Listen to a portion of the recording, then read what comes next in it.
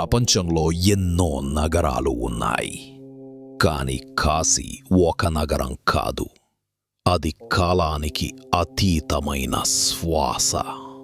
ఇది శివుని కళ్ళలో జ్యోతి, మానవులలో ముక్తి మార్గం. ఇక్కడ ఉన్న శివలింగం విశ్వానికి కేంద్ర బిందువు. ఈ క్షేత్రంలో మరణం కూడా ముక్తి అవుతుంది అంటారు.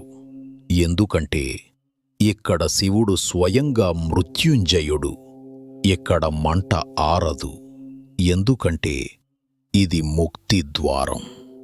జీవిత చక్రం ఇక్కడే ముగుస్తుంది. ఆత్మ శివుని పాదాల వైపు తిరిగి చేరుతుంది.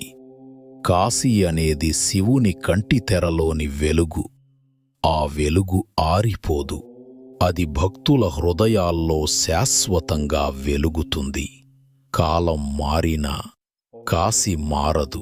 ఇది శివుని ఆత్మ. ఇది మానవుని ముక్తి. కాళేశ్వరుని జ్యోతి యుగాలు గడిచినా ఎప్పటికీ ఆరదు.